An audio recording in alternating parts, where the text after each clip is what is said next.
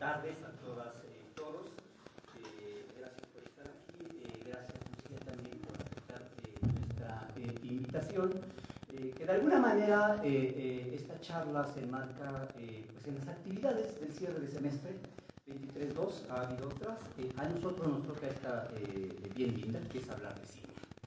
De cine, que es uno de los constructos culturales creo que de mayor impacto en la humanidad, tanto por su soporte comunicativo como con su factura de expresión artística. Entonces, sigo diciendo que fue la gran medio de comunicación expresivo último que hizo la humanidad hacia gran escala. Bueno, voy a comenzar dando una semblanza de Lucía, quien hoy nos acompaña. Ella nació en la Ciudad de México, estudió comunicación gráfica y posteriormente estudió la carrera de cinematografía en el Centro Universitario de Estudios Cinematográficos, antes CUEC, hoy ENAC, en especialidad de dirección. Cursó el taller de documental Santiago Álvarez en la Escuela San Antonio de los Baños, Cuba, así como un seminario con el documentalista estadounidense Alan Miller y el documentalista chileno Patricio Guzmán. Ha sido nominada a la Beca Rockefeller y apoyada por la Fundación Ford, así como acreedora del Fondo George Films, Coprocine, Cine y Ibermedia. Ha sido nominada en 3 ocasiones al Premio Ariel de la Academia Mexicana de Artes y Ciencias Cinematográficas y ganadora del Ariel en 2005 por su documental Sport. Su ópera prima, documental Mi Vida Dentro, fue exhibida en múltiples festivales a nivel mundial que le hicieron acreedora a varios premios. El documental fue fundamental en la revisión y reapertura del caso de Rosa Estela Olvera en Austin, Texas. Fue becaria del programa de Jóvenes Creadores del FONCA 2009 con el proyecto Cooperativa de Cine Marginal. Entre sus últimos trabajos están Batallas Íntimas y Nos Faltan. Ha colaborado como asistente de dirección en largometrajes y cortometrajes con directores como Paul Leduc y Marisa Sistach. Ha sido dictaminadora del Sistema Nacional de Creadores de Arte, así como del Fondo de Apoyo Coprocine y Epicine. Actualmente es docente de la ENAC y del Centro de Capacitación Cinematográfica. En 2012 fue galardonada con el Premio Universidad Nacional para Jóvenes Académicos en el campo de creación y extensión de la cultura, otorgado por la UNAM. Y es miembro del Sistema Nacional de Creadores de Arte. Bueno, si no hay algo correcto, Lucía, nos dices, me llama la atención esto de comunicación gráfica, pero si no es cierto, dinos ahora o calla para siempre. No, sí es cierto, pero fue solo un año en AP, en Xochimilco, y hice un año de carrera, hice examen al CUEC y me aceptaron, entonces me cambié de carrera, pero bueno, cursé un año en ENAP y ya no soy miembro, fui miembro del Sistema Nacional de Creadores, 2015-2016, no, 3 años, 2015-2019, y ahorita no soy miembro. Bien, entonces, sí, por eso les digo siempre, sí, me equivoco con estos datos, y ahorita voy para allá, a propósito de ahora que me echaba un clavado para buscar tu freelancer. Bueno, voy a empezar esta charla, voy a hablar muy poquito, y voy a preguntarle muy poquito. Quienes están aquí, teóricamente, son comunicólogos y periodistas. Entonces, les encanta hacer preguntas y ahora lo vamos a ver. Bueno, solo unas preguntas detonantes mías, Lucía. Bueno, de manera estricta y en sentido riguroso, hay 2 universos expresivos en el cine de ficción y el cine documental. Y veo que tu trabajo se carga mucho hacia el trabajo documental. ¿Qué virtudes le encuentras a este formato o por qué te inclinaste hacia el documental? ¿Cuáles son esas virtudes y también cuáles son pues, las complejidades de hacer cine documental? Bueno, primero, muchas gracias por la invitación. La verdad es un honor para mí estar aquí.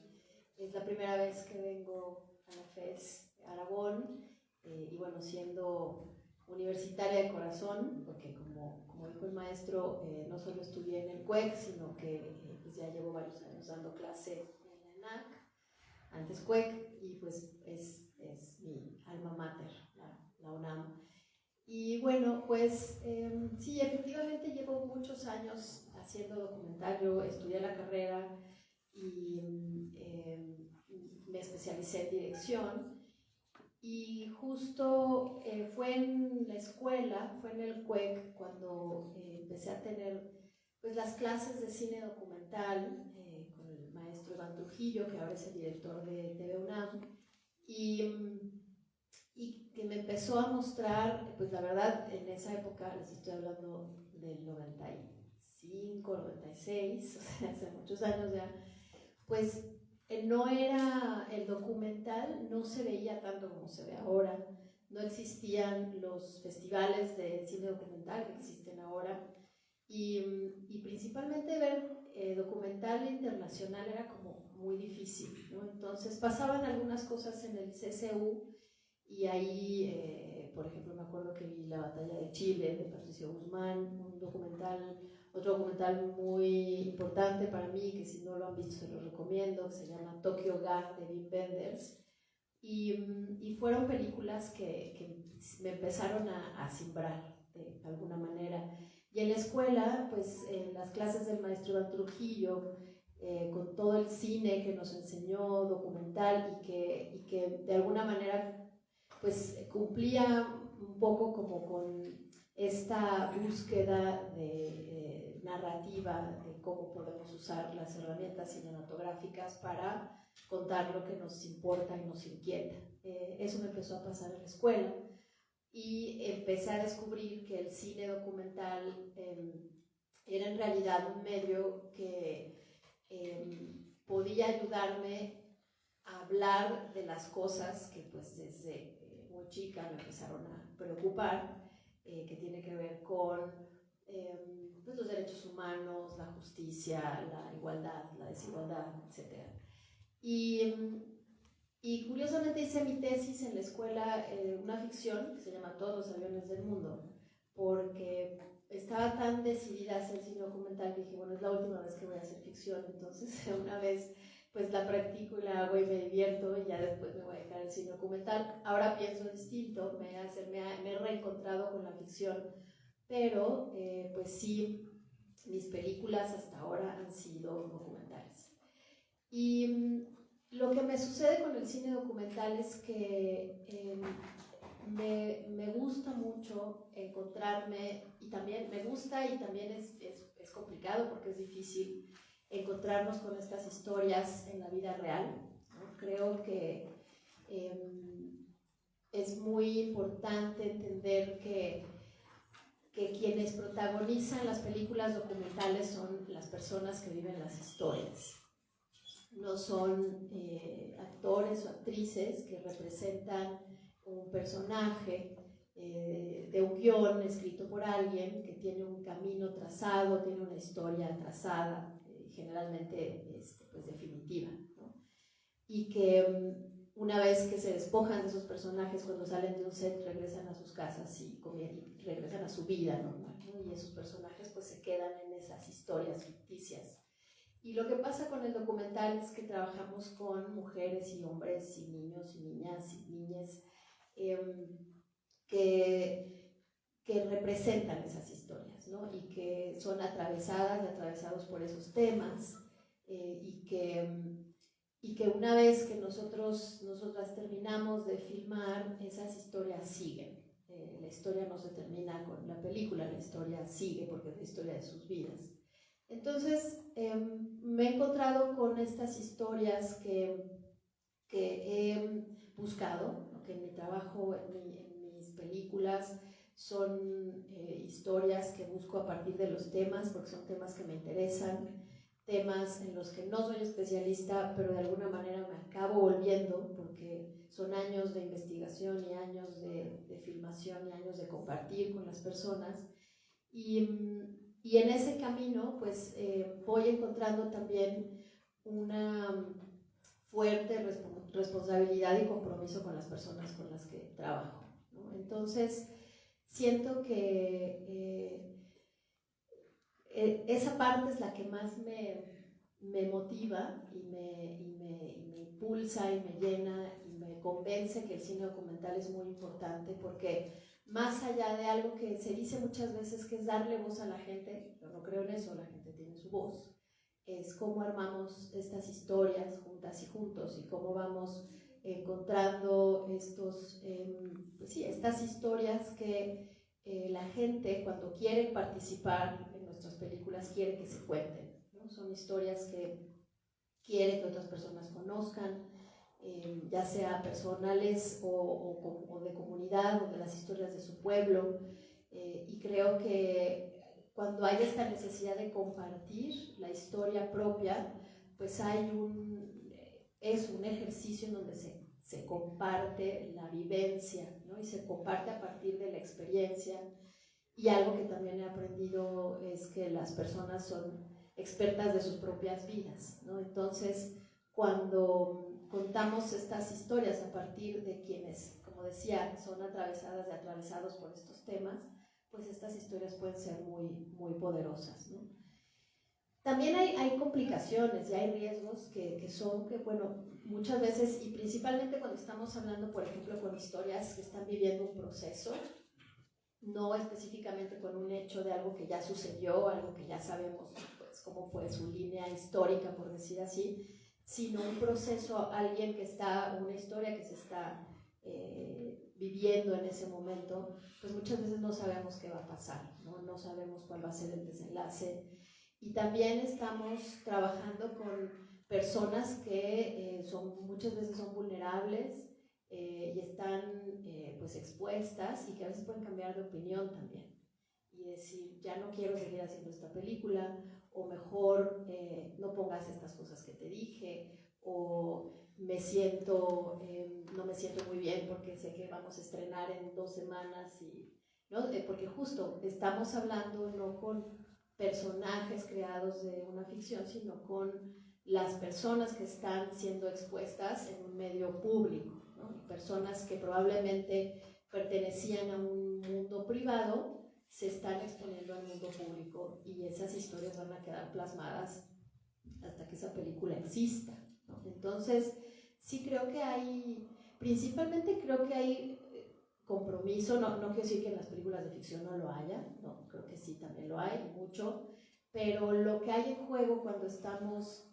retratando y filmando la vida de las personas es distinto. Y creo que esos procesos tienen que ser desde cómo nos acercamos a las personas para pedirles que trabajen con nosotras y nosotros, desde cómo estudiamos los temas y realmente nos comprometemos con el proceso de investigación, cómo formamos un equipo, cómo ese equipo tiene que ser también pues respetuoso y generoso y entender lo que queremos hacer, cómo filmamos, cómo respetamos los horarios, la vida de la gente para poder filmar y meternos en sus historias.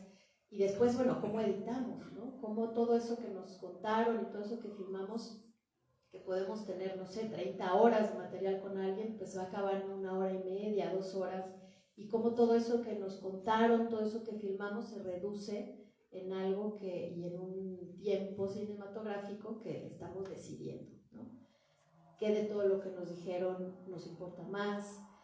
¿Qué tal que algo que nos dijeron y que les importa mucho que pongamos, nosotros no lo consideramos tan importante? En fin, son muchas circunstancias que creo que se rigen mucho por el sentido común, por la sensibilidad, por la emotividad y por el compromiso que podemos tener con esas historias. Ok, muy bien. ¿Cómo trabajas, Lucía? ¿Cómo detonas tus temas fílmicos? ¿Tienes un director, directora inspiracional que dices, yo quiero hacer algo así? ¿Te motiva lo feroz de la realidad? ¿Te llega alguna historia y dices, oye, fíjate que yo supe de esta situación y a ti en ese momento te hace clic y dices, yo lo quiero documentar? ¿Cómo trabajas tus temas? Pues generalmente hasta ahora he trabajado por el interés en los temas, o sea, directamente, ¿no? Por ejemplo, Mi vida adentro, que es mi primera película, y que creo que algunos la vieron, pero bueno, si no, es la historia de Rosa Estela Olvera, una mujer mexicana que migró a Estados Unidos en busca de una mejor vida, y que, bueno, terminó acusada de un asesinato de un menor que ella no cometió. Entonces, yo conocí su historia porque estaba terminando el CUEC, había firmado mi tesis y justo empecé como a buscar, ¿no? A buscar, bueno, ¿qué me interesa? ¿Por dónde quiero empezar? Hay tantos temas y tantas ideas, ¿no? Y creo que también tiene mucho que ver con el momento por el que estemos pasando en nuestra vida, lo que estemos haciendo, lo que nos esté importando. Y ahí empecé un poco a pensar en la situación de prisión, ¿no? Y entonces, bueno, la idea fue, bueno, quiero hacer un documental sobre mujeres mexicanas presas en Estados Unidos, así, de abierto, pero concreto también, ¿no? Un reto, absolutamente, ¿no? Además, bueno, pues estaba saliendo de la carrera, yo no había hecho nada, tampoco profesional, entonces, pero fue un tema que me importó mucho porque pensé, bueno, ¿cómo debe ser la vida para una mujer que está presa en un país que no es el suyo, ¿no? En donde probablemente no habla la lengua, no tiene las mismas costumbres, probablemente esté lejos de su familia, y la situación migratoria entre México y Estados Unidos, pues era como un lugar importante y central para poder contar esa historia, ¿no? Entonces empecé a investigar sobre cómo las mujeres estaban migrando a Estados Unidos, cómo en las últimas décadas estaban migrando solas, ya no necesariamente acompañando a una pareja o la familia esperándola allá. Y bueno, me tardé mucho, como 4 años en el proceso de investigación, principalmente porque no había acceso y todas las peticiones que tenía de pronto con los consulados, de bueno, poder ver si hay manera de platicar con algunas internas mexicanas, me dijeron no se va a poder, además eres mexicana, no vas a poder filmar en Estados Unidos, en las cárceles, en fin, hasta que bueno, lo logré, ¿no? Y conocí a alguien que me presentó a alguien y ese alguien hizo realidad la película prácticamente. Y en ese proceso conocí a la protagonista, ¿no? Ese es el caso de Mi vida adentro. En Batallas íntimas, que es una película sobre violencia doméstica en 5 países, que es España, Finlandia, México, Estados Unidos y la India. También empecé, y esto ya es un tema que traía desde Mi vida adentro, el de la violencia doméstica, porque en la investigación de Mi vida adentro, pues sí leí que muchas mujeres también migraban a Estados Unidos huyendo de la violencia que vivían en su hogar o en su familia. Y entonces empecé a interesarme mucho en este tema, ¿no? Lo que es importante, siento también, es cómo se detonan estas ideas. Por ejemplo, Batallas íntimas, estaba leyendo un periódico, El País, de España, y venía una noticia en donde un señor de 75 años había apuñalado muchas veces a su esposa de la misma edad en su casa el día de su cumpleaños, con toda la familia, ¿no? Y entonces en ese artículo pues venía un resumen de, como le llaman en España, de los casos de mujeres asesinadas por la violencia machista, y fue ahí donde dije, quiero hablar de esto, ¿no? Entonces, otra vez, bueno, me fui a un lugar como amplio, ¿no? En vez de decir, bueno, solamente me voy a concentrar en México, voy a hablar de varios países. ¿Por qué? Porque lo que me importaba era justamente decir, esto no solamente pasa en un país como México, ¿no? Que es un país en vías de desarrollo, digámoslo así, sino pasa en países como Finlandia, que tienen el primer lugar en educación, tienen un sistema social, todos sabemos y todas, ¿no? Y entonces, bueno, empecé un proceso de investigación fuerte, porque nuevamente, pues yo no soy experta en género, no es mi carrera, no lo estudié, pero creo que un poco la pregunta también tiene que ver con carreras y profesiones, estudios que pues como estudié cine, pues ya no estudié eso, pero que el cine me da la posibilidad de acercarme en este camino de la investigación, ¿no? Y así se hizo esa película. Hicimos contacto con las mujeres, con fundaciones, afortunadamente hemos logrado los apoyos económicos, porque sin eso pues no se puede hacer una película así. Y lo que me ha pasado es eso, es que son temas que me han interesado mucho. Ahorita, por ejemplo, estoy produciendo mi última película, que es un documental sobre Graciela Iturbide. ¿La conocen? ¿Quién conoce a Graciela Iturbide?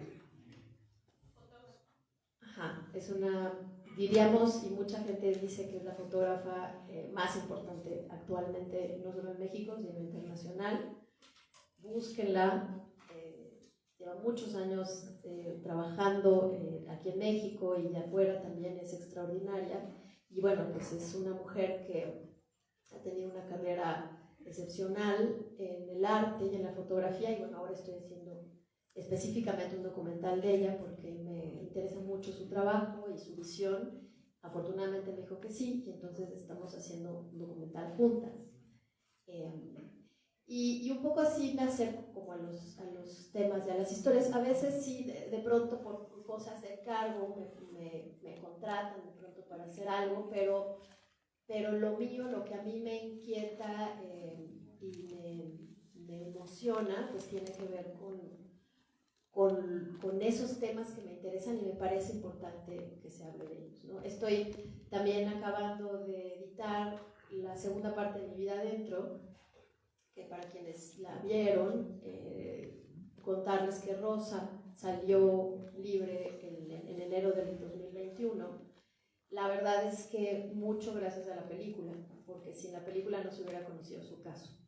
Y entonces, a partir de que su caso se conoció, bueno, pues pasaron 18 años para que ella pudiera ser libre, pero pues se involucraron abogados y abogadas que quisieron defenderla, y bueno, fue un camino muy, muy largo, pero ya está fuera.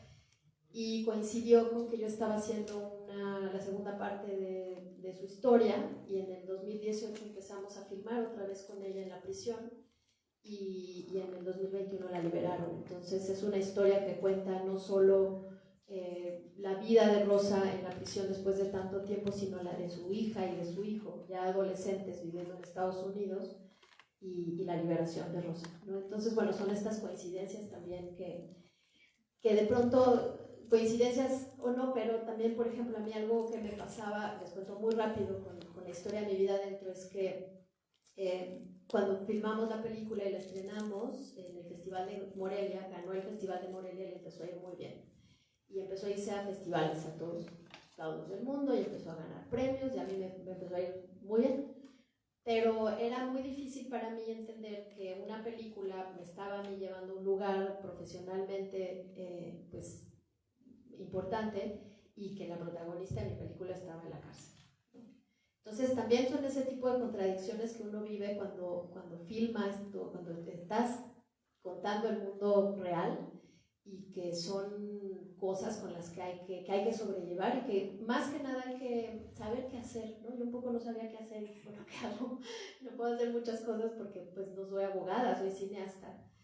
Y lo que decidí fue pues acompañar a Rosa en el camino hasta donde hubiera que acompañarla. Por supuesto que todas las veces que me invitaban a hablar de la película desde el lado legal y ver, o sea, todo el apoyo, todo lo que me pidieron, yo lo hice para poder ayudarla en la parte, pues eso, legal. Y dije, voy a seguir filmando y voy a seguir documentando su historia, porque hay que volver a decir que esto es una injusticia si no sale. Entonces, por eso empezamos a hacer la otra película, y bueno, afortunadamente en el camino nos tocó su liberación, y afortunadamente a ella, ¿no? O sea, más bien creo que... Entonces también al haber ahora, pues la verdad es que es la satisfacción más grande que he tenido, y yo creo que es la más grande que voy a tener en relación al haber hecho una película, ¿no? Creo que ningún premio, ni nada, absolutamente nada se iguala con saber que ayudamos a que una mujer pudiera recuperar su vida a través del cine. Entonces creo que bueno, ese es un ejemplo de cómo sí, no siempre funciona, pero a veces sí, y a veces sí es una herramienta de cambio importante. Muy bien, sí, por supuesto. Bueno, estas películas tienen como centro, pues sí, historias de mujeres. Y de hecho, esto me gusta y me llama mucho la atención, hecha por una mujer, y que hay una mirada femenina. Hay quienes dicen, no hay mirada femenina, la percepción es bioquímica, biológica, física, y el ojo es igual. Pero yo insisto que sí hay un punto de vista femenino. Ahorita, en estos días que estaba preparando tu semblanza, Pues dije, bueno, para no errarle, voy a algo que certifique la información. Me metí al diccionario de directores mexicanos de cine. Vaya que le hace honor al título, porque está dominado por hombres, absolutamente. Perdón, no estás. Ya sé, muchas no estamos, muchas mujeres importantes directoras de este país no estamos. No estás en esto de Perla, que se le agradece, por supuesto, pero faltan muchas. Y yo algo que peleo siempre es que hay que historiar a la mujer. Primer paso feminista, historiarlas, darles espacio, y así como aparece Alice Guibach en Francia, aparece aquí pues Minerva, tampoco está, Sánchez Valenzuela y tantas que harían falta.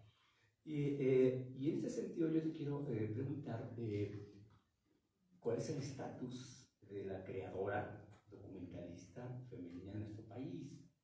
Hemos invitado por aquí, por ejemplo, a varias fotoperiodistas, y algo que reclaman ellas es que con todo y que es siglo XXI, el ejercicio de la práctica no es parejo con hombres y mujeres. A mí ya me inquieta mucho esto, porque incluso si el pago no es el mismo, el cubrir las fuentes no es lo mismo. Entonces, yo aquí te quiero preguntar qué estatus tiene ahora en el caso del cine para las cineastas hacerlo. El otro día, en la ocasión anterior que platicamos con Melissa, me decía, bueno, nos decía, es que sí es complejo salir en la madrugada a filmar, porque pues sí nos dicen cuidado, la zona es peligrosa, y bueno, son mujeres, aguas, corren más riesgos. En ese contexto, ¿qué nos puedes platicar?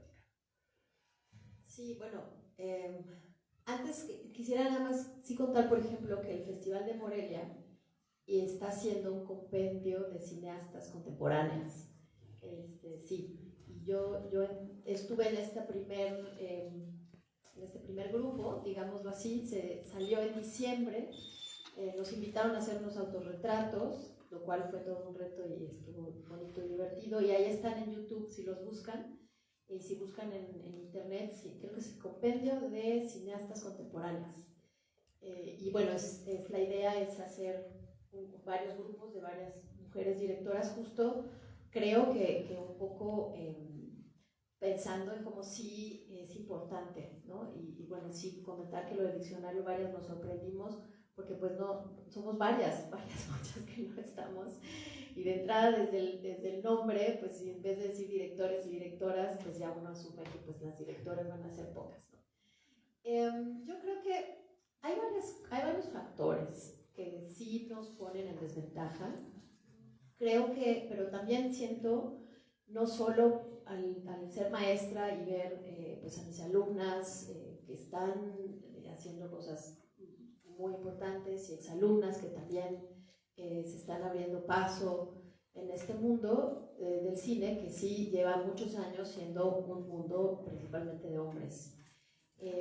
Y no solo directoras, creo que por ejemplo fotógrafas, editoras, sonidistas, guionistas, ¿no?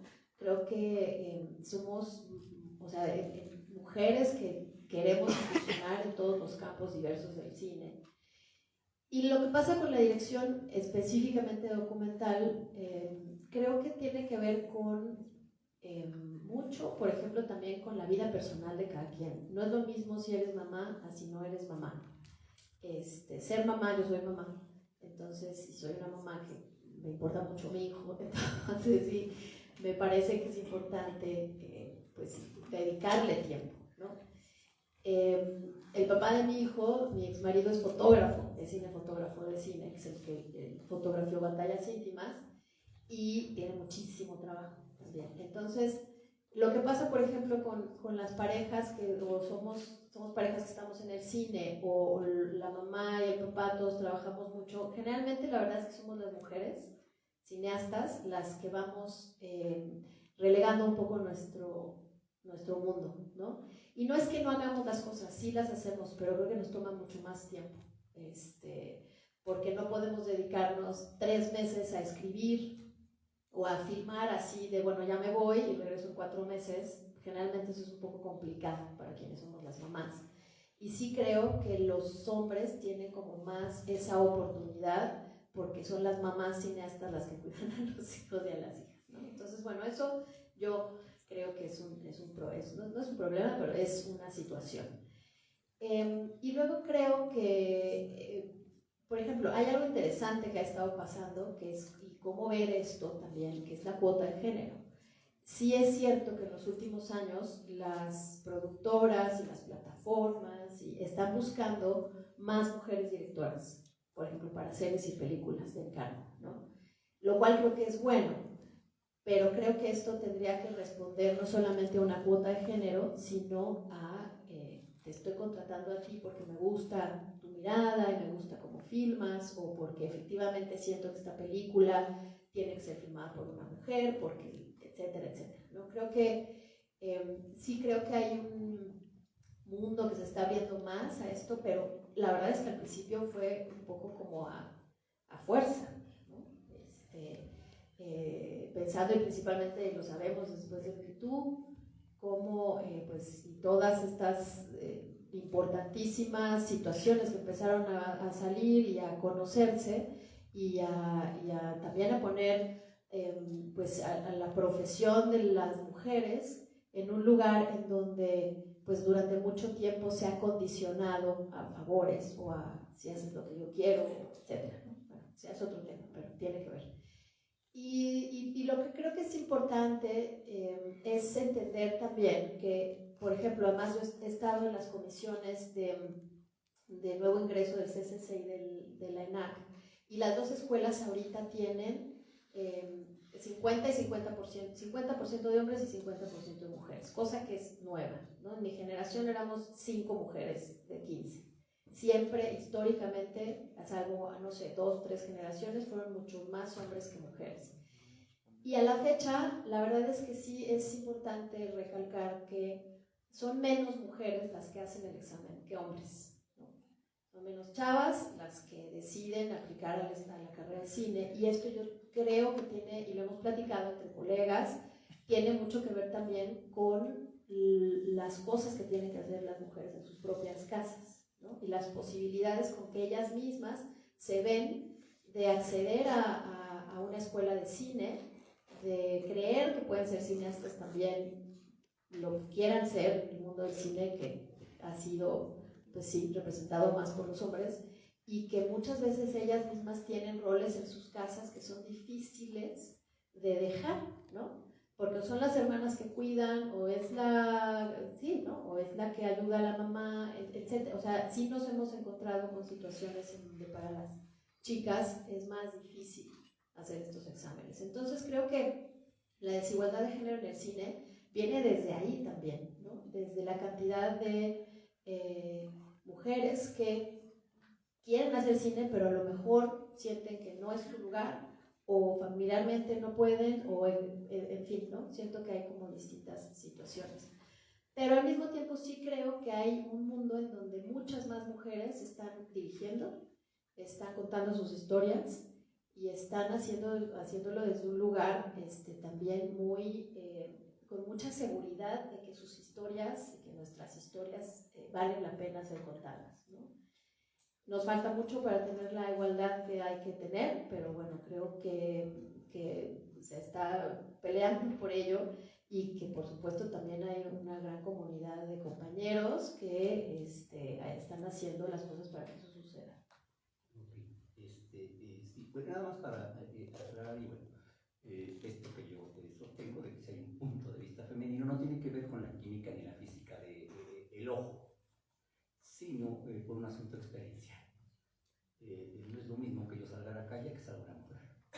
No es lo mismo preparar mi ropa para mañana y salir a la calle que lo que hace una mujer. No es lo mismo tardar más tiempo, le doy la vuelta a la cuadra porque es más segura, yo llego por donde es más rápido. Entonces, esto sí que es un punto de vista femenino, en un entorno diferente. Y por supuesto que es un punto de vista cuando agarro la cámara y me parece, no es lo mismo.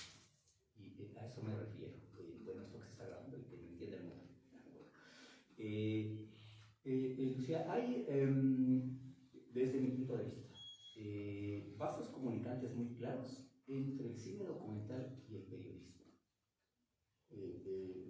Muy cercanos. Creo que hasta la labor de investigar, de procesar el material y todo esto tiene que ver mucho con el trabajo que hace un periodista. Pero los periodistas apenas pisan callos, tocan temas delicados y ya se están jugando el pellejo. El periodismo es un deporte extremo, es la única carrera de la universidad donde para ejercerla se juega el pellejo. Ni un arquitecto, ni un ingeniero, ni un administrador, ni uno de mecatrónica. Nosotros sí. Pero mi pregunta va en este sentido: has tocado temas delicados que tienen que ver con la autoridad, con políticas públicas, en fin. Alguien publica en prensa y al rato ya le están llegando la llamada a medianoche, le están mandando por ahí un mensajito, hay por ahí un coche siguiéndome medio extraño. En el caso de ustedes, cuando tocan estos temas, en tu experiencia en particular, ¿ha habido algo así? De intimidación, de si no toques el tema, ¿para qué? En fin. Primero comparto totalmente lo que dices. Sí, creo que yo me lo pregunto también, de pronto así digo, bueno, porque además si vemos, por ejemplo, la cantidad de documentales que se han hecho en los últimos años sobre el narcotráfico, la violencia, el crimen organizado, etcétera, pues son bastantes, ¿no?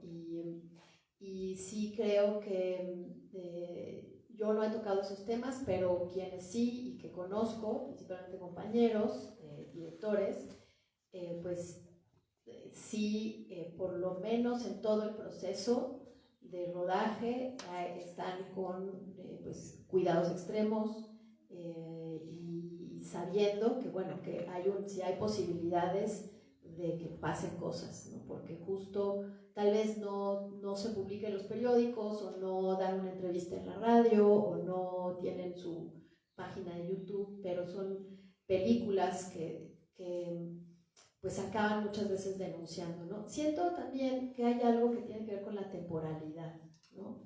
No es lo mismo hacer una película, o sea, investigar, filmar una película, editar una película y que probablemente salga 2 años después o 3 años después de lo que filmamos y que a lo mejor esa historia o eso de lo que se está hablando no está en el punto más álgido que pronto pasa con el periodismo, ¿no? Que son notas y son situaciones que están pasando muchas veces en esos momentos y que pues están como mucho más en riesgo, pero bueno.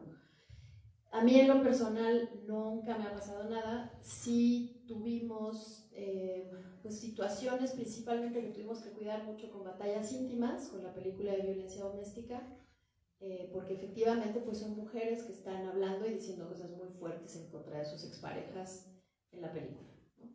Y siempre algo que también creo que es importante es pensar no solo en quienes estamos del otro lado de la cámara, o sea, quien dirige, quien fotografía, quien produce, quien dirige y quien produce, sino quien está contando su historia, ¿no? Cómo protegemos a la gente que nos está contando su historia, en donde en el cine generalmente, al menos de que se pixelen las caras, se oscurezcan, no los veamos, usemos máscaras como La Libertad del Diablo, no sé si ya la vieron, que se protege la identidad, pues muchas veces estas identidades están expuestas, ¿no? En el caso de mi protagonista mexicana, de Batallas Íntimas, estaba absolutamente expuesta, ¿no? En esa película, por ejemplo, nunca se nombra al exmarido, o sea, no sabemos cómo se llama, nunca le vemos la cara.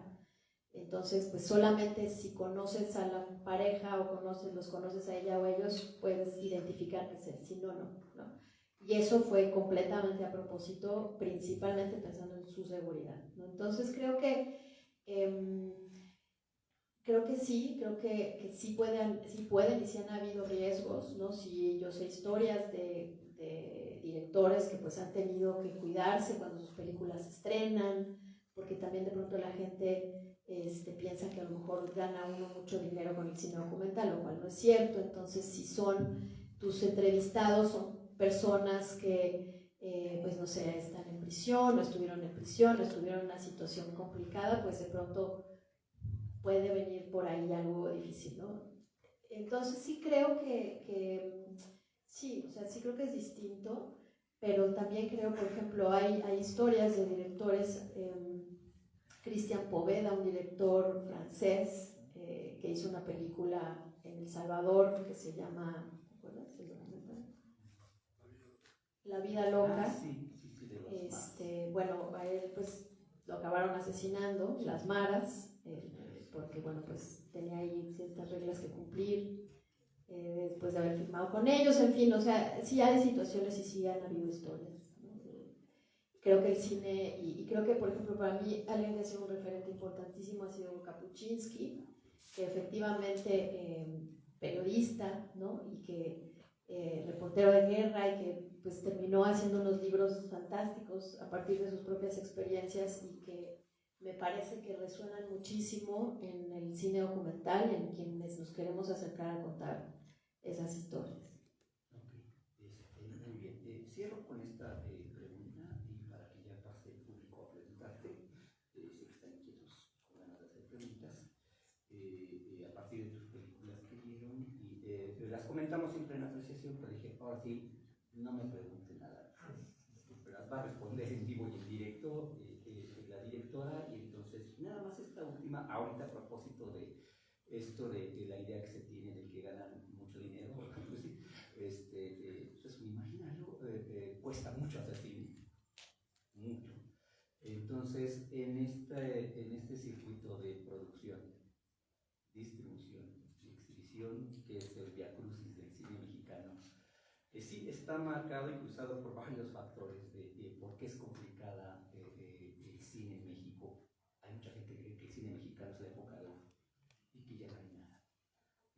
No hay exhibición.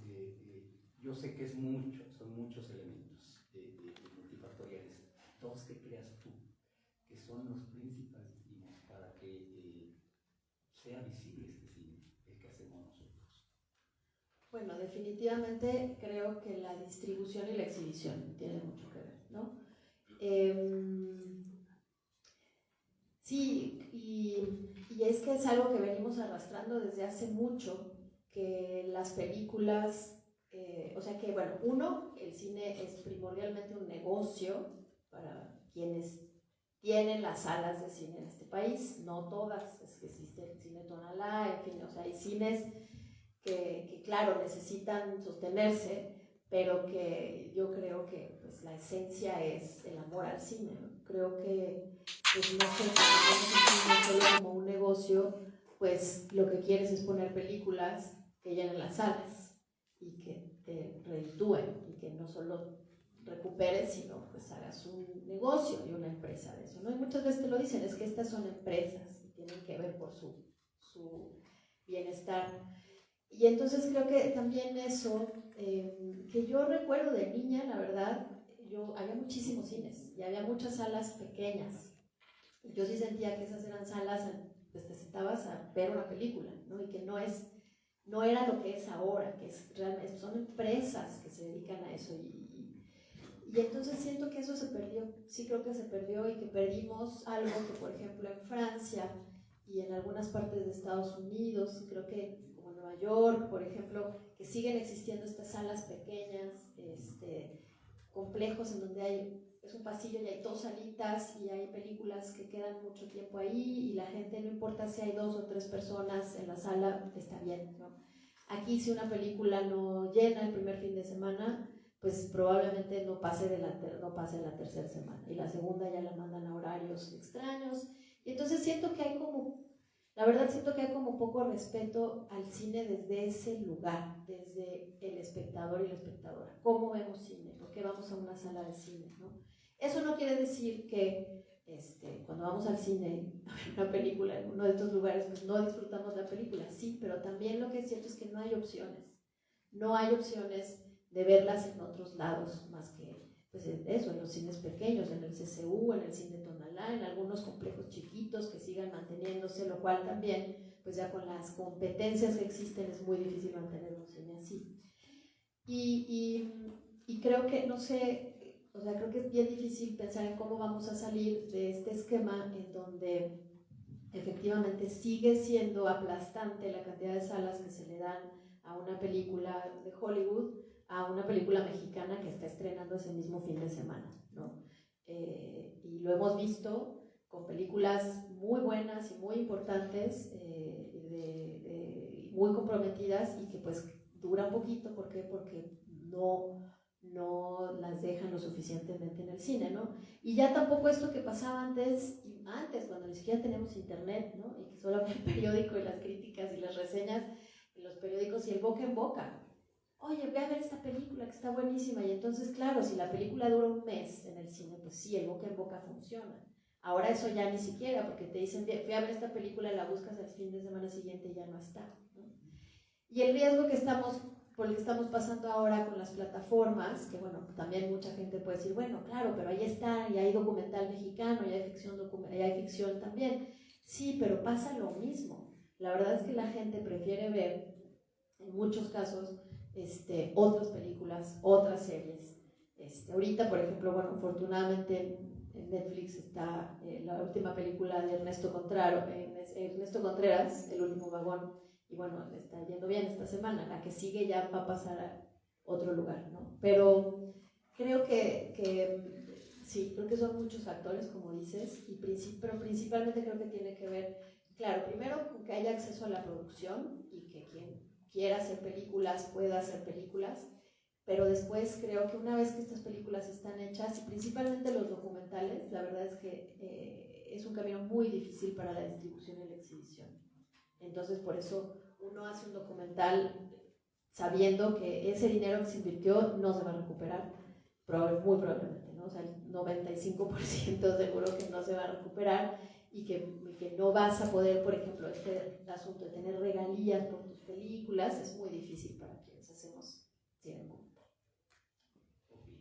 Bueno, de mi parte, muchas gracias, Lucía.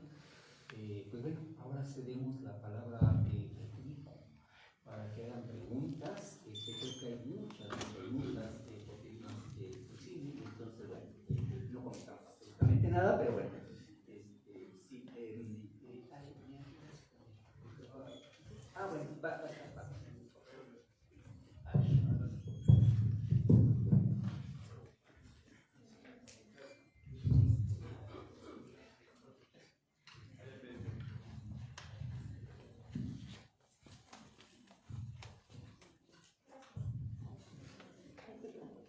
Hola, buenas tardes. Pues primero le agradezco por otorgarnos esta conferencia. Como usted ya nos mencionó, sus películas se basan en historias de vida, como lo es Batallas Íntimas, que nos habla sobre la violencia doméstica que surgieron 5 mujeres.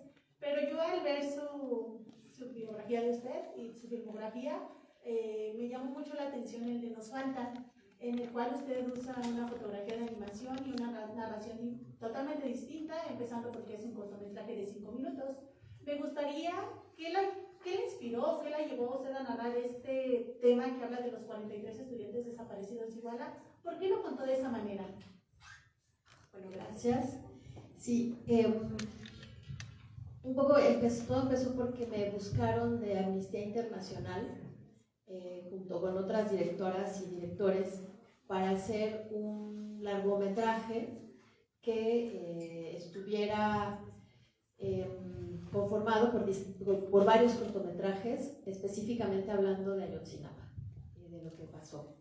Entonces, a mí lo que me dijeron es, bueno, no hay dinero, o sea, esto es solo si quieres, por si quieres estar en la película, entonces pues, es el autofinanciamiento y puedes escribir lo que quieras, puede ser ficción, documental, lo que tú quieras. Y entonces, pues la verdad es que para mí era un tema importantísimo, como creo que es para todas y todos, y lo sigue siendo. Dije luego que sí. Y yo llevaba un tiempo, me gusta mucho la animación, y llevaba un tiempo queriendo hacer algo en animación, pero no soy animadora. Entonces invité a un amigo animador, Emilio Ramos, que somos sus codirectores en el cortito, y empezamos a pensar en una historia, ¿no?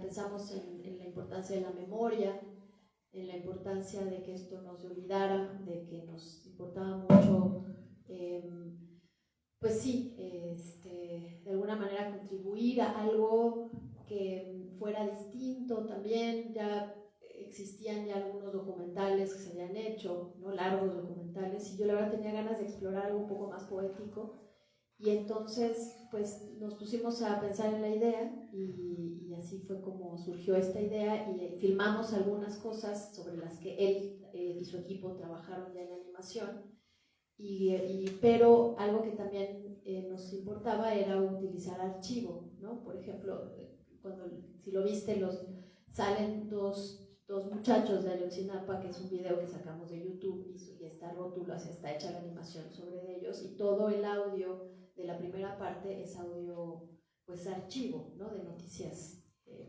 que se dieron sobre lo que sucedió. Y ya después pasamos a un segundo plano que es más ficcionado y que tiene más esa poesía, ¿no? En donde habla el niño, y entonces pues fue como una necesidad de experimentar, de hacer algo efectivamente distinto, pero que también pues pudiera conmover de alguna manera, ¿no? Y pudiera como ayudar a acercarnos también al tema desde ese lugar más poético y con animación. Esa es la historia. Ya después, bueno, el corto formó parte de la película, y luego ya lo estuvimos moviendo solito y le fue bastante bien. Principalmente afuera, bueno, aquí ganó el Festival de Guanajuato, mejor cortometraje, y se fue a un festival en Francia que se llama Annecy, que es el mejor festival de animación, y entonces, bueno, estuvo muy bien, nos fue bien, y lo que más nos importaba era, obviamente, que esa historia se contara afuera también del país, ¿no? Muchas gracias. Hola, buenas tardes. Antes que nada, pues muchas gracias por otorgarnos un poco de su tiempo. El profesor hace una semana nos proyectó la película de Batallas Íntimas, y pues quiero decirle que me gustó mucho a nivel narrativo, y la fotografía es muy buena. Y mi pregunta es, ¿cómo fue y qué tan difícil fue el proceso de producción de la película? Me refiero a esto porque pues son 5 historias en 5 diferentes países. Además, pues ya cuando se tiene grabado todas las historias, pues ¿cómo fue el proceso de crear la estructura narrativa? Ya que pues todas las historias se entrelazan una con otra a nivel narrativo, y pues ¿cómo fue ese proceso para darle un orden a la narrativa? No me voy a clavar mucho porque podemos platicar una hora de eso, pero rápidamente te cuento. Mira, el proceso de producción fue diverso, porque al principio, algo que creo que es importante es, de alguna manera, y más que nada, un poco buscando fondos de producción, ¿no? Porque efectivamente pues es una película que se filmó en 5 países, es una película cara, y algo que era importante era de alguna manera comprobar que podíamos hacer esa película, o sea que no nada más estaba escrito en papel, que podía ser una muy buena idea en papel, sino que éramos capaces desde el lado de producción de realizarlo, ¿no? Entonces lo que hice fue aplicamos a desarrollo de proyecto en el INCINE, nos dieron el apoyo, y con eso empezamos a filmar en un formato muy muy pequeño, que éramos el fotógrafo, que era mi esposo, y yo, solos, con nuestro hijito que tenía 1 año. Lo ven en la película cómo sale, ¿no? Todo el tiempo anda ahí, para quienes la vieron. El güerito que sale en la película y que va creciendo, bueno, ese es mi hijo. Entonces, como filmamos la película más o menos como a lo largo de 4 años, pues fue creciendo, ¿no? Entonces hicimos todo lo que son las entrevistas principales, en donde ellas cuentan sus historias de violencia. Las filmamos nosotros 2 solos, nos fuimos 1 mes, él fotografiaba y yo hacía sonido y dirigía y producía. Y entonces así viajamos por España, por Finlandia y por Estados Unidos, filmando algunas cosas, principalmente con ellas, las entrevistas y algunas cosas en sus casas, y después con eso armamos un demo, un tráiler, un work in progress, por decir, y entonces lo metimos a producción y obtuvimos producción, con lo que entonces ya con más dinero pudimos armar un equipo un poquito más grande y entonces filmar la parte ya más cinematográfica y poética de la película, ¿no? Y ya éramos, sí, pues ya hicimos otro viaje, hicimos un crew fuimos un crew más grande. Y la parte de aquí en México, bueno, esa fue lo que seguimos más. O sea, con Marta estuvimos trabajando, sí, los 4 años, ¿no? Desde que la conocimos hasta pues que terminamos la película, porque estando en México era mucho más fácil estar con ella y filmar. Y a los países fuimos 2 veces a cada uno, menos a la India, que ahí sí fuimos solo una vez, porque pues, muy lejos y caro. Entonces, caro el viaje, ¿no? O sea, y ahí también solamente fuimos Mark, el fotógrafo y yo, y allá trabajamos con un sonidista y un productor de la India. Y ahí llegamos realmente sin conocer quién iba a ser la protagonista. La encontramos allá, nos ayudó una fundación. Y la verdad es que algo muy bonito de esta película es que yo pensé que iba a ser bien difícil que las mujeres aceptaran hablar de lo que, o sea, que quisieran hablarlo en la película, ¿no? Y revivir estas historias y hacerlo público de alguna manera. Y la verdad es que se conmovían mucho cuando nos veían llegar con un bebé y un tripié y una carreola y pues nosotros 2. O sea, sí, como que eso de demostrar la importancia, la importancia que tú tienes de contar las historias, creo que es muy bueno, ¿no? Demostrarlo, en vez de esconderlo, creo que es bueno como que lo sepan. Y bueno, después terminamos de filmar y efectivamente el proceso de edición, nos tardamos 2 años en editar la película, fue complicado porque principalmente a mí me importaba algo, me importaba hacer una película que efectivamente, bueno, son solo mujeres, a excepción del director del Ministerio de Igualdad de España, que hablan, y son solo las mujeres contando sus historias, no vemos a los ex esposos contando su versión, ¿no? Y entonces, para mí era muy importante que esta película hablara sobre las formas del amor, ¿no? Y cómo hemos construido estos roles de género y estas ideas del amor romántico y esta idea de que si me violenta me quiere, etcétera, todo lo que ya sabemos, ¿no? Pero era importante para mí hacer una película no solo para mujeres, sino para hombres y mujeres, o sea, para todas y todos, y no hacer una película que fuera en contra del género masculino y en contra de las relaciones amorosas, en contra del matrimonio, no, sino era invitarnos a todos y a todas a reflexionar sobre cómo vivimos estas relaciones y cómo podemos llegar a estas situaciones tan terribles que es pues, la violencia en tu propio hogar, ¿no? Entonces sí tuvimos un proceso de edición complejo y muy comprometido para encontrar la estructura, y fue algo que hicimos. Yo trabajo mucho, no tanto con guiones, sino un poco como con el proceso de lo que se va dando en la sala de edición. Claro, tengo que hacer escaletas de alguna manera y plantear las secuencias y todo, pero es un trabajo que en Batallas Íntimas, junto con el editor Francisco Rivera, la verdad es que fue un gran trabajo, y que creo que el haber sido un editor hombre y nosotros 2 juntos, logramos justo como esa mezcla que creo que tiene Batallas Íntimas, que habla hacia los 2 lados, ¿no? Algo así. Primero que nada, buenas tardes y muchísimas gracias por venir. Yo quisiera preguntarte, ¿cuál fue tu inspiración para contar historias sobre cuestiones o injusticias que no se ven retratadas, ¿no? Que no se les presta tanta atención? Y además de esto, preguntarte, ¿cómo te sentiste cuando supiste la noticia de que Rosa fue liberada en el 2021? Gracias. Gracias a ti. Pues mira, la verdad es que creo que es algo que se me enseñó en casa, ¿no? Mis ejemplos fueron mi mamá y mi papá, sin duda. Mi papá es fotógrafo de cine también. Mi mamá estuvo en la Facultad de Ciencias Políticas y Sociales, y bueno, se dedicó a cosas de cine también de pronto por ahí. Pero más que nada creo que era como como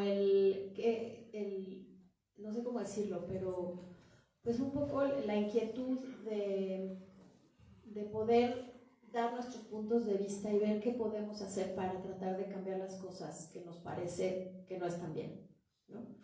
Y de alguna manera, un poco por eso contaba hace ratito que yo entré a la escuela pensando en hacer ficción. Yo iba a todas las muestras y veía todas las películas y yo lo que quería era hacer ficción, ¿no?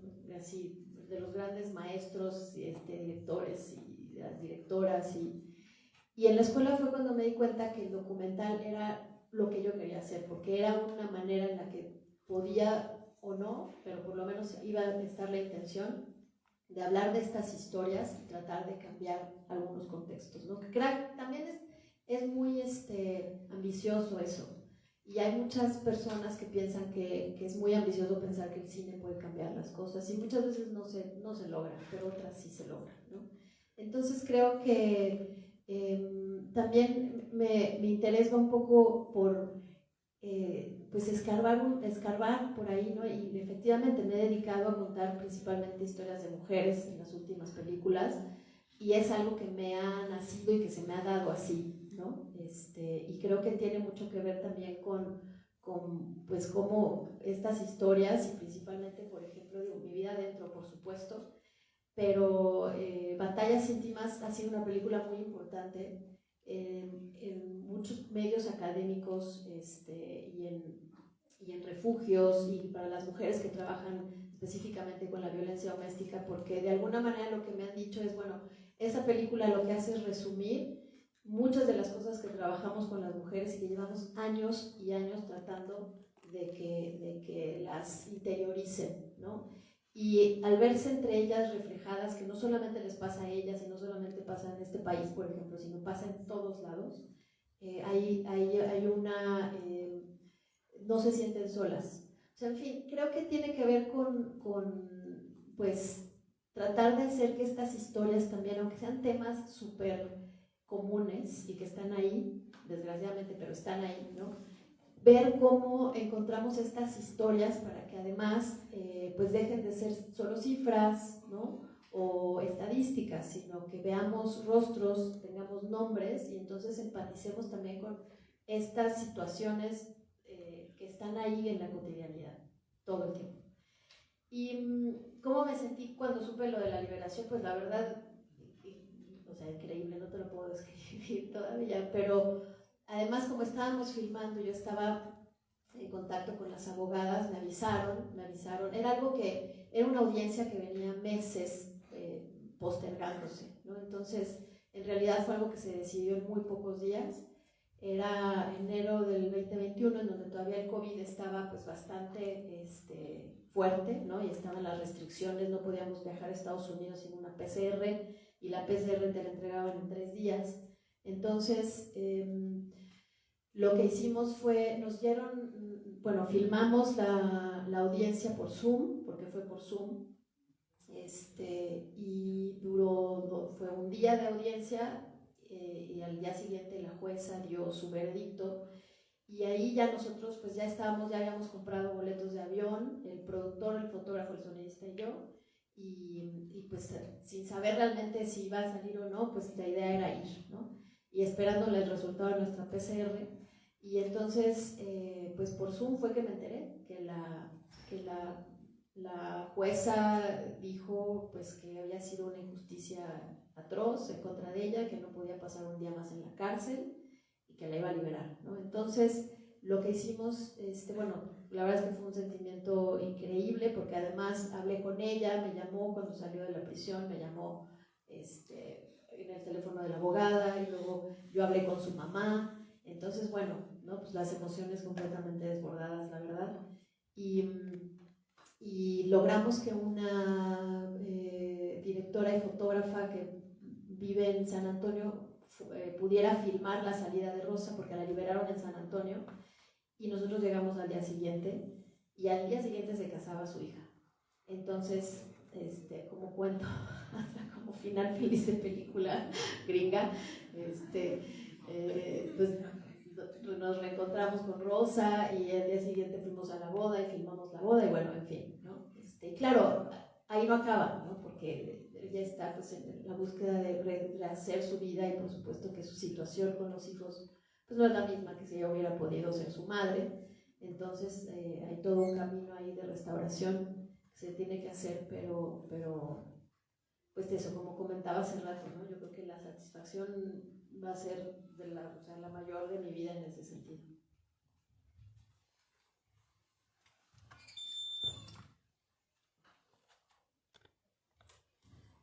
Hola, primero felicitarte por las decisiones que tomaste justo en esta película, siguiendo la línea del comentario de mi compañero, porque me parece magnífica y muy emotiva el hecho de que decidieras poner sobreexpuesta en la fotografía las palabras, o sea, el texto, el uso del texto, porque ahí vemos que las cartas pues es algo fundamental para que se siguiera comunicando con su familia, el uso de la fotografía. Esa decisión en verdad a mí me hizo conectar muchísimo emocionalmente con el documental.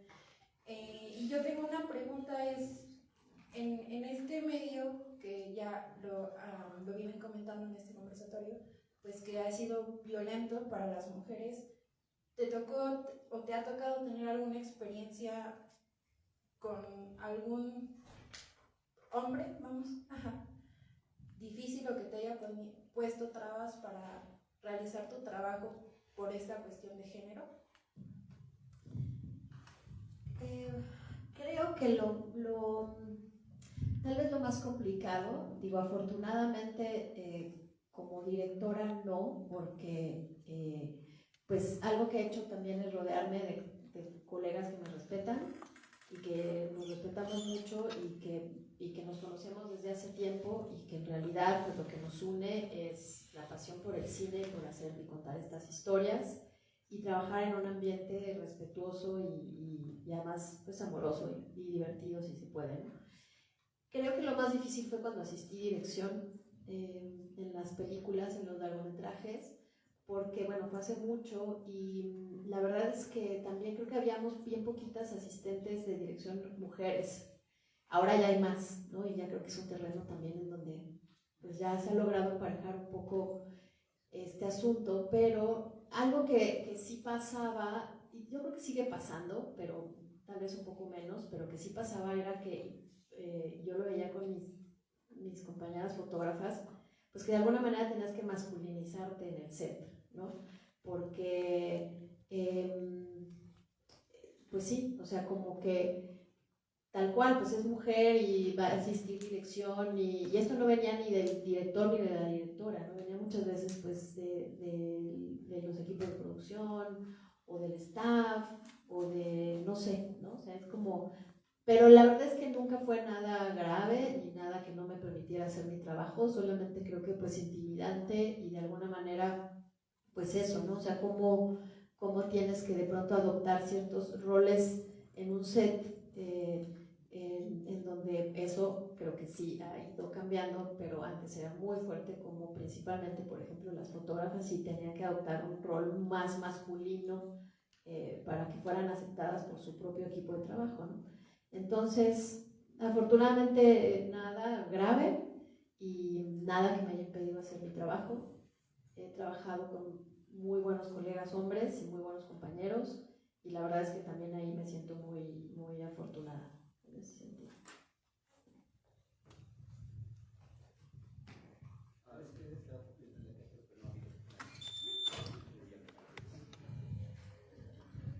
Hola, bienvenida, antes que nada, gracias, a la FES. Creo que es la primera vez que vienes, dijiste. Sí, ¿verdad? La primera.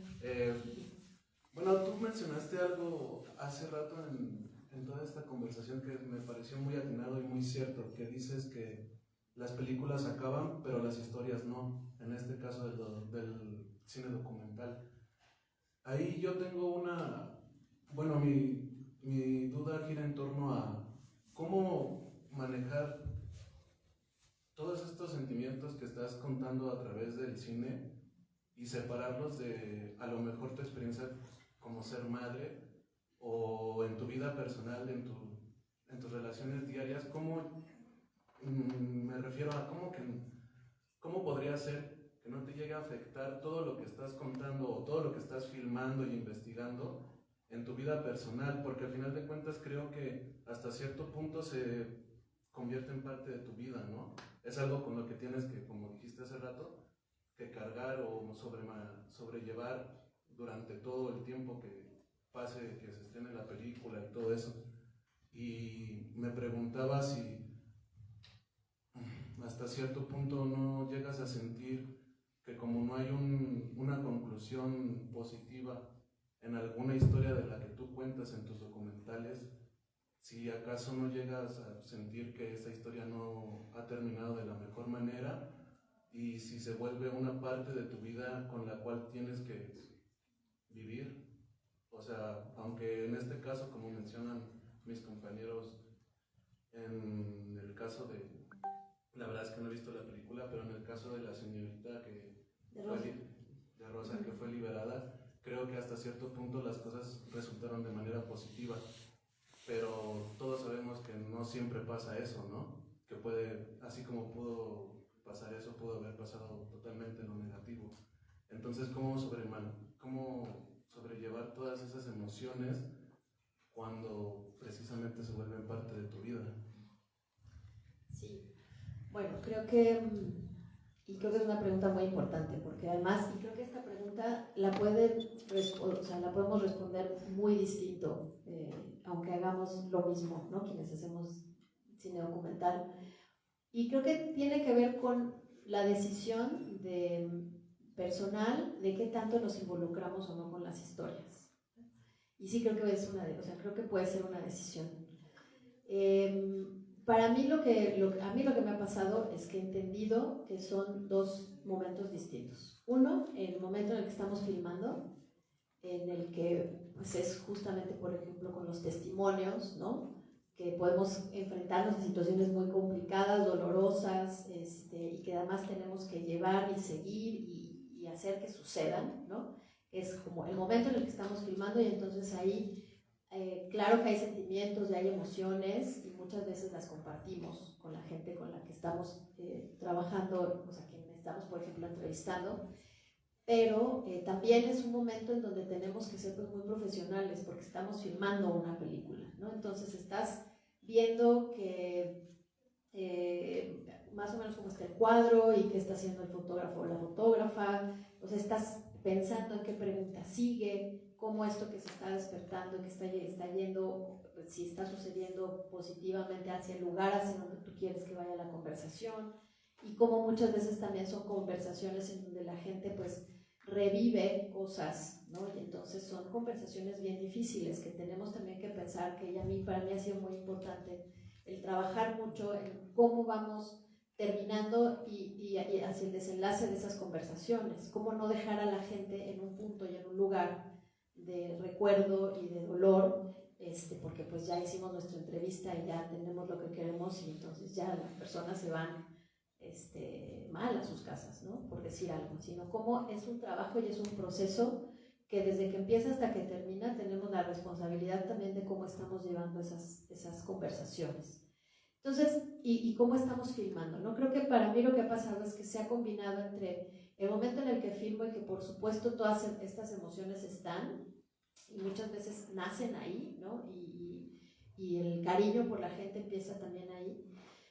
Y luego viene como toda la otra parte en donde, claro, viene el proceso cuando terminaste y empiezas a editar la película y empiezas a viajar y a mostrar la película y entonces yo siento que ahí, principalmente por ejemplo en los procesos de edición, es cuando a mí yo he podido como entender más qué me pasa con esas emociones y esos sentimientos, ¿no? Y esas historias.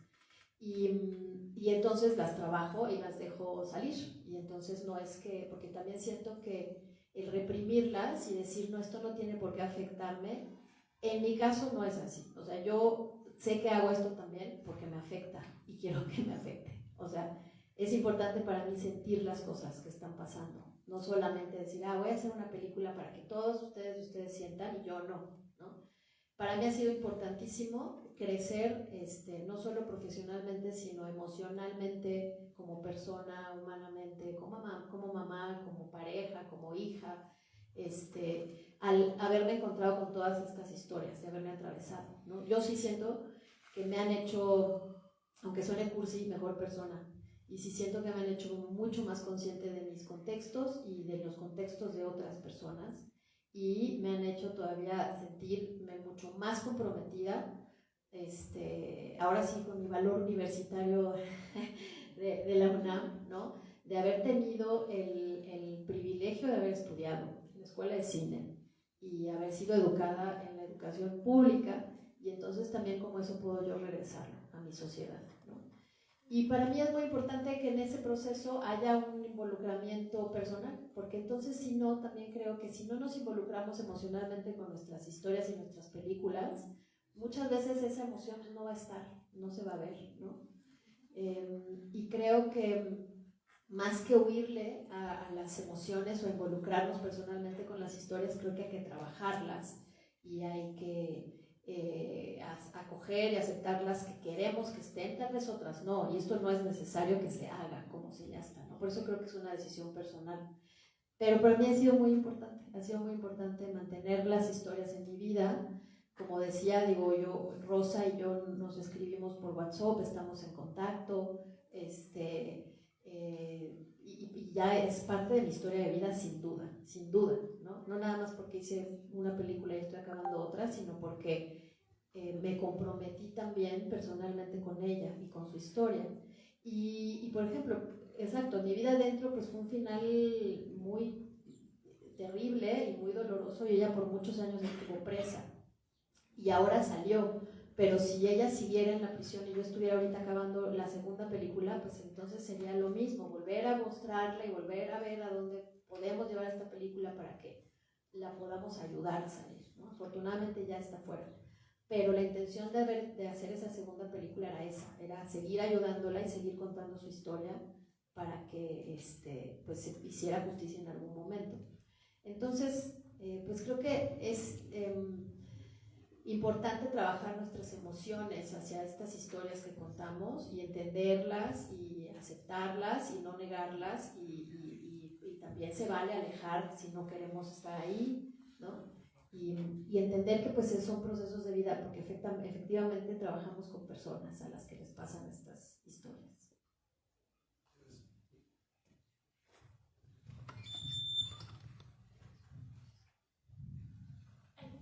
Yo quería, bueno, en Batallas Íntimas, yo quería saber en qué se basó para escoger esos testimonios. ¿Por qué esos países? ¿Por qué no otros países?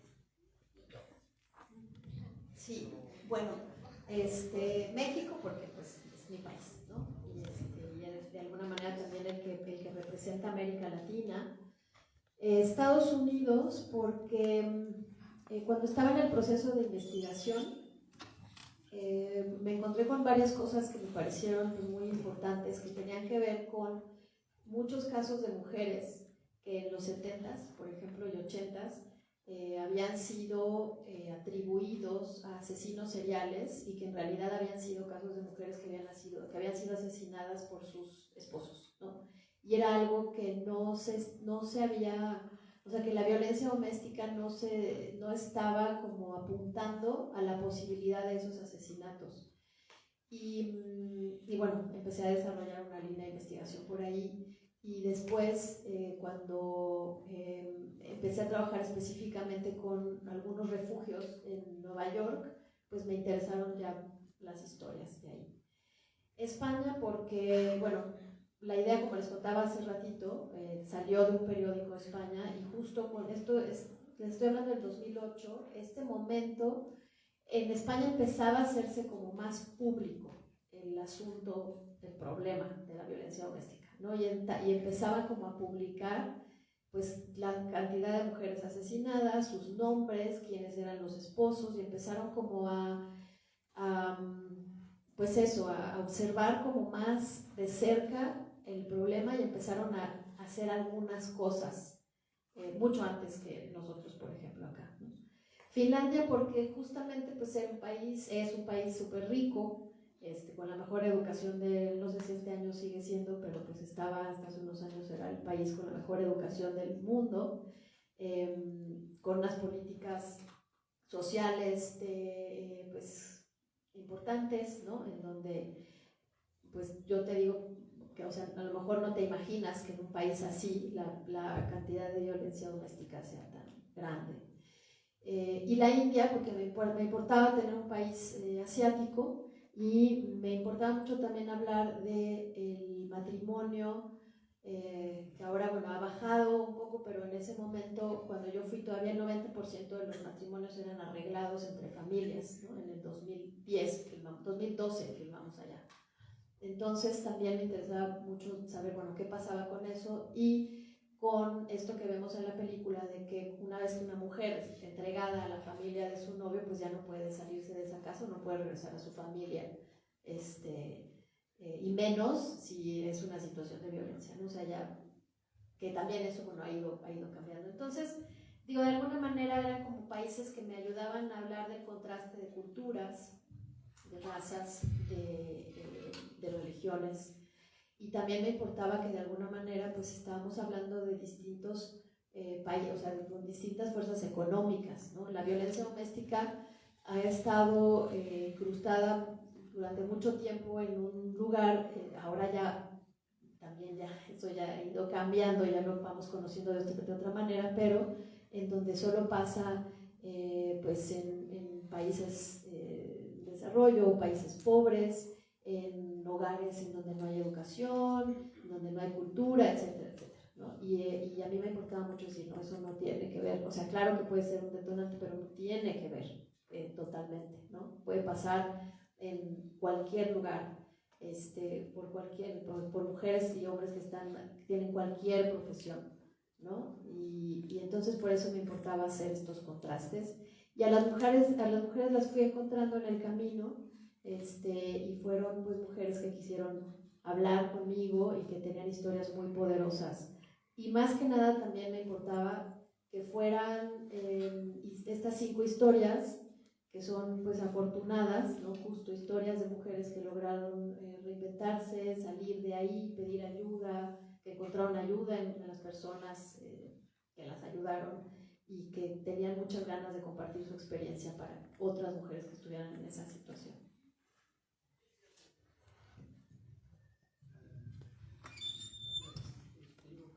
Pues primero, como todos, agradecerte el hecho de que estés con nosotros y nos cuentes un poco sobre esa experiencia que tienes, ¿no? Creo que revitaliza muchísimo y nos da mucha fuerza en el sentido de pensar qué posibilidades tenemos para contar algo, y tratándose de temas tan sensibles como los que abordas en tus películas. Me gustaría tocar 2 puntos, hacerte 2 preguntas. Primero, me gustaría saber un poco cuál es este tratamiento que tienes con las víctimas, tratándose precisamente de un tema como la violencia de género. Ya nos habías platicado un poquito sobre esta cuestión de la investigación y cómo se dirigen a las víctimas, incluso ellas mismas están interesadas en platicar sobre su historia, contar su historia. Pero me gustaría saber de qué manera tú, al momento en que llevas a cabo la entrevista como tal, qué temas tocas, de qué manera lo haces, cuál es ese tratamiento. Y en segundo punto, me gustaría saber un poco cuál es la reacción de las víctimas al momento de ver el resultado final. ¿Cómo responden ellas o ellos, hablando particularmente del producto final ante la película? Gracias. Creo que la primera pregunta es un poco complicada, doy todo un semestre de eso casi, pero algo que a mí me ha servido mucho, si les interesa este tema de las conversaciones, y algo que me ha servido mucho es una corriente terapéutica que se llama prácticas narrativas. Y hay libros que venden aquí en México del colectivo de prácticas narrativas, y yo tomé 2 diplomados de eso y ahora soy parte del colectivo, bueno, de esta corriente terapéutica, porque justo lo que hace es trabajar mucho sobre la historia de las personas y cómo estudiar necesitaba encontrar formas distintas de hacer mis conversaciones, y principalmente de trabajar el momento de cómo bajar las conversaciones de lugares, de los puntos máximos, ¿no? A los que podemos llegar con estas conversaciones, y esto que les decía, de cómo hacer que las personas no se fueran, en este caso las mujeres, en un lugar que de todas maneras se van así, pues así acaban, pero hacer lo posible para lograr que esa conversación se fuera a un lugar más positivo, pues. Entonces, bueno, existe esto que a mí me ayudó mucho a replantear la forma de la conversación. Creo que algo que a mí me ha ayudado mucho es, antes de encontrar a las protagonistas, lo que hago es leer, o sea, investigar y leer mucho, no solamente desde la parte académica, sino desde la parte de experiencia. Leí libros sobre testimonios de mujeres que habían sido víctimas de violencia y eso me acercó mucho a poder entender a las mujeres sin conocerlas, ¿no? Y entonces desde ahí, lo mismo por ejemplo con Rosa cuando estaba haciendo lo de las cárceles, libros de ensayos, de cuentos de mujeres escritos dentro de la prisión, de pedacitos de diario que decidieron publicar, de cómo se sienten ellas, ¿no? No solamente investigar desde el lado académico, en donde hay expertos y expertas que saben mucho de los temas, sino desde la experiencia personal. Entonces, eso a mí me dio herramientas para poder elaborar de alguna manera las conversaciones como como un punto de partida, y por supuesto que estas pues van variando según lo que te van contando, ¿no? Y cómo se van abriendo. Entonces, yo lo que creo que es muy importante es justo, y por eso ya no les llamo tanto entrevistas, sino conversaciones, porque para mí ha sido muy importante que sean conversaciones, o sea, platicamos, las escucho, no voy con las preguntas así súper cerradas, ¿no? Sino que van modificándose y van variando según se va estableciendo la conversación. Comparto cosas mías también, o sea, no es un interrogatorio, ¿no? Sino que es eso, es una conversación. Y creo que el tener herramientas previas en el momento de investigar, si leemos experiencias, testimonios, nos dan muchísima luz para entender por qué cosas y por qué sentimientos y situaciones han pasado, en este caso, por ejemplo, las mujeres, ¿no? Que han sufrido violencia doméstica. ¿Esa era una y la otra? ¿O ya les contesté las dos? Bueno, la otra...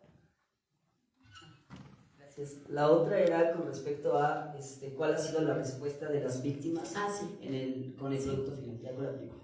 Sí, bueno, por ejemplo, Rosa vio la película ya que llevaba como 8 años presa, se la enseñó la abogada, pues le gustó mucho, se sintió, pues sí, a mí lo que me dijo después es que se sintió pues como con mucha esperanza de que su historia hubiera sido documentada.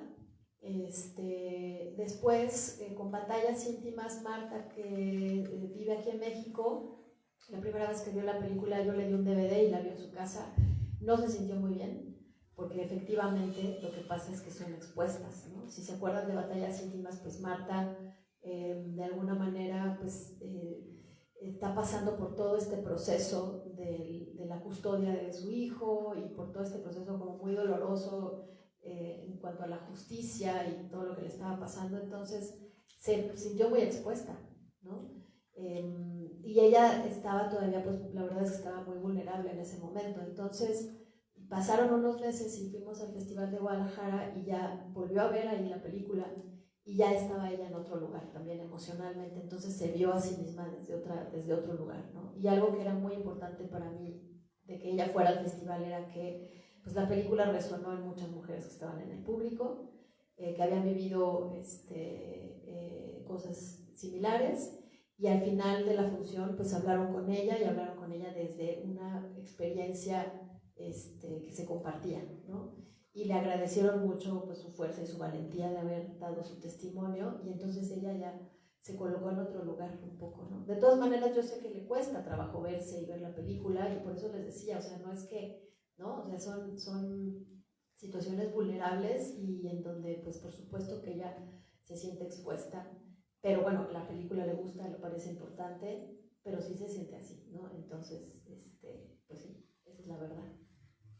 Vamos a dar solo una más, porque ya nos tenemos que cerrando. Estamos diciendo que fue Lucía, ¿en qué momento deja de ser la persona documentada dueña de decir no? ¿Hasta qué punto? Y en el tema, es muy técnica mi pregunta, pero el tema de la cuestión de las imágenes que documentan, que contextualizan un documental, ¿hasta qué punto son dueños de derechos? ¿No? Veo un amigo que reprodujo una cosa que salió en Reforma y recibió a los 3 días una demanda judicial, ¿no? Que no podía usar material ni gráfico. Era una caricatura, la retuiteó y lo demandaron a los 3 días. Es algo que a la hora de hacer trabajos, de subir a YouTube, de subir a Twitter, y que son esos documentales también pequeños, estas visiones que se tiene de documentar, muy cerca del periodismo, pero también como parte pues también de propaganda política. ¿Cómo se hace cuando es un documental? ¿Hasta qué punto alguien que se siente incómodo con ser representado puede decirte no me tienes derecho? ¿Hasta qué punto lo respetas? ¿Tienes que hacer una carta de acuerdo? ¿Cómo se hace esa parte contractual? Sí, ese es un tema muy complejo también porque muy rápido, por ejemplo, existen los dos mundos, el mundo en el que empatizamos con nuestros protagonistas y estamos contando historias, por ejemplo, las películas que yo he hecho, ¿no? Y el otro mundo que es trabajar con personas o contar o querer hacer un documental sobre alguien con quien no empatizas, alguien que tal vez no quiere ser expuesto, que no quiere que le hagas preguntas, que sabe que a lo mejor son incómodas, ¿no? Y que a lo mejor, por ejemplo, son figuras públicas. Entonces, yo ese lado no lo he explorado, pero sí tengo colegas que lo han hecho. Y creo que pues muchas veces se llegan a acuerdos, ¿no? Y se llegan a ver, existe una carta que se le llama release, que es una carta que todos quienes hacemos cine documental tenemos que presentar, que es la autorización de quien estás filmando, no solo en imagen sino en voz también, de ser filmado o filmada, ¿no? Sin ese release es muy difícil que cualquier distribuidor te compre la película y que inclusive pues tenga eso, una corrida comercial, porque cualquiera te puede demandar. O sea, si tú filmas a alguien que no dio su consentimiento, te pueden demandar porque filmaste a alguien sin su consentimiento, ¿no? Entonces, pues muchas veces de pronto lo que se hace con personas, por ejemplo, cuando yo he trabajado en batallas íntimas, de pronto cosas que se dijeron durante las entrevistas y que después me pidieron que no pusiera eso, yo no lo puse, ¿no? Pero hay personas que lo pueden poner, porque pueden decir, bueno, ya tengo mi release, entonces tú ya accediste y pues lo voy a poner, ¿no? Entonces creo que mucho también tiene que ver con la ética de cada quien. O sea, este es un plano y eso es una conversación que nos vamos a tardar 3 días hablando de ética y cine documental, porque también tiene que ver mucho con las formas personales de cada director o directora, ¿no? Si te escondes una cámara y filmas a alguien que no quiere ser filmado, pero entonces tú puedes justificar que esa persona tenía que ser expuesta, eso está bien, no está mal, obviamente esa persona no hay release. O sea, hay como varios planos éticos que son muy importantes de tener en cuenta y conversar. Esa es una. Y la otra es que tenemos que pedir prácticamente derechos de autor de casi todo, ¿no? De la música, de las fotografías, de la imagen de archivo, de la caricatura. Si filmamos una caricatura de alguien que va a aparecer en la película, necesitamos el permiso de esa persona, un poema, de todo, casi tenemos que pedir derechos de autor. Entonces, sí, es muy complicado. Y en este país es muy complicado. Hay otros países que tienen un poco más de libertad en ese sentido. Hay algo que se llama Fair Use, no sé si lo conocen, que ya es como una ley internacional que te da derecho a usar de pronto cierto tiempo de canción o cierto tiempo de imagen. Antes, esto que se usaba antes de crestomatía, ¿no? Que pues ponían en las películas y se robaban un pedacito de noticiero de Televisa, eso por ejemplo ya no se puede ahora, pero hay que irle buscando porque hay maneras de ir como ahí obteniendo algunos derechos de pronto sin tener que pagar mucho. El archivo cuesta mucho dinero, las canciones cuestan mucho dinero. las fotografías dependen, ¿no? Pero también. Entonces yo lo que aconsejo es que si se van a usar algunos de estos recursos, sí es importante que antes de meterlos a la película se averigüe si se puede obtener el derecho, cuánto cuesta, o si se puede a lo mejor obtener regalado, pero con el consentimiento de quienes tienen los derechos autorales de las imágenes, ¿no? O de los audios o de las canciones. Y la otra, pues sí es todo un plano ético de discusión, pero generalmente tenemos que tener eso, un release con la autorización de las personas que están dando su consentimiento para salir en tu película.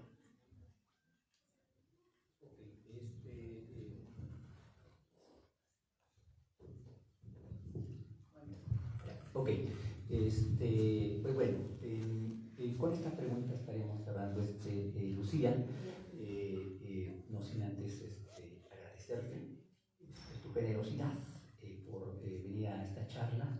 Y como te decía hace rato, el interés, al menos mío, es hacer visibilidad de que el cine mexicano y el documental y la ficción y la animación sí existen. Y estos espacios son pues para eso, para invitarlas a que se echen una búsqueda. Pues sí, ahora en las plataformas Filmin Latino es una gran oportunidad donde podemos ver esto. Y que podamos hacer sobrepeso y resistencia, ¿no? En cine extranjero que a veces se consume. Por eso nos podía en el audio decía, pues Scorsese, un país sin cine, pues no tiene identidad, no tiene nada, no tiene cultura. Y bueno, eso nos lo ha ido quitando un poco. Recuperémoslo.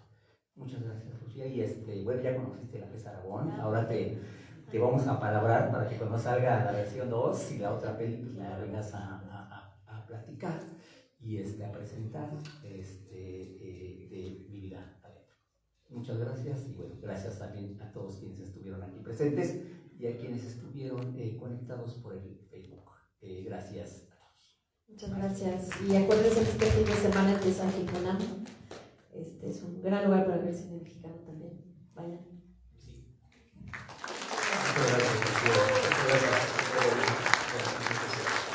Muy bien, pues sí, realmente ahora tengamos una nueva oportunidad, Lucía, de platicar contigo, que es la primera de muchas. Un honor tenerte hoy por acá.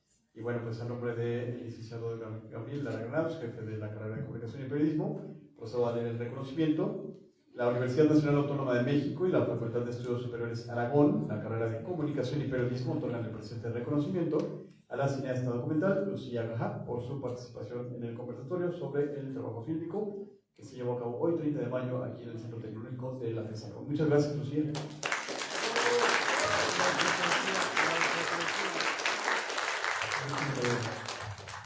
Gracias a todos, que tengan una linda tarde. Gracias, doctor García. Gracias, Lucía. Gracias, maestro Giovanni. Chicos, mil gracias. Buenas tardes para todos.